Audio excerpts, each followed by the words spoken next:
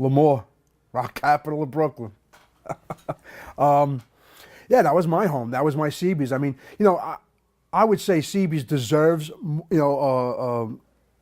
more recognition because of all the historical bands that came there and just what it represented and all. But, you know, for me, it has to be Lemoore. Well, I've been playing drums a long time, so my first influence was John Bonham.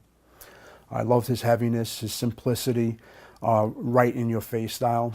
And then I grew an affection for Neil Peart. You know, this is a common thing. You know, one of the best compliments I ever got as a drummer was when someone said, you sound like a little Bonham, a little Peart. And I was like, yes. I'd have to say Dave Lombardo.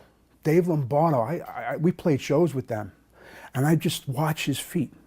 And I'd be like, holy shit, this fucking guy is tight, moves. I mean, like he was, and then around it, I mean, very, very sharp player. I always admired him. Chromax, sheer terror, biohazard, period.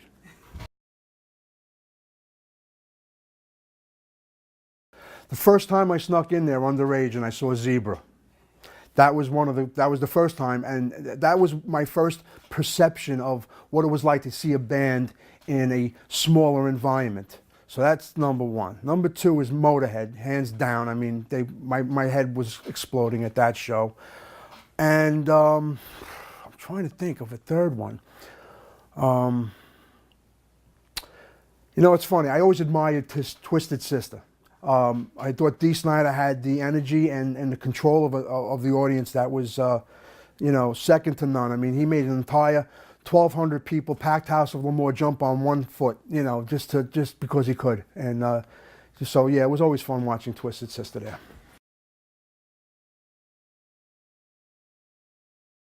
Male Supremacy is one of my favorite. Inner Conflict. And Predator from the first album.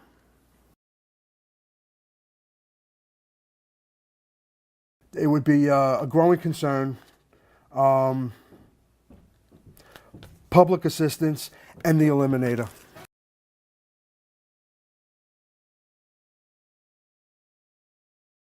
Hit the fucking drums. Can I give you a little explanation about that? Okay. At the rehearsal, we're playing, I think it was Growing Concern.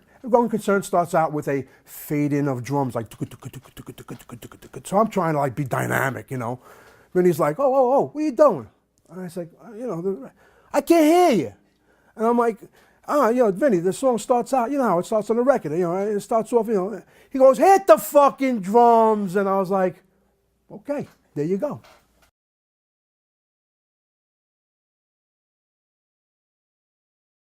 Ray's Pizza, and the best pizza now is Lenny and John's still, of course. I mean, when you're in Brooklyn, you got to stop over Flatbush Avenue. Get a slice of pizza while you're waiting for the spaghetti with clam sauce.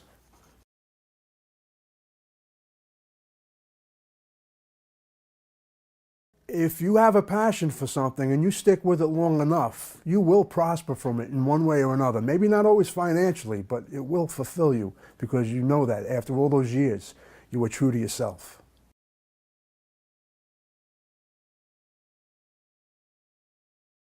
Why? I'm not sure why. I would have liked to have been asked. I'm not sure I could have done it if I would have had the time, with my job and my obligations to my family. But it would have been nice to have been asked. And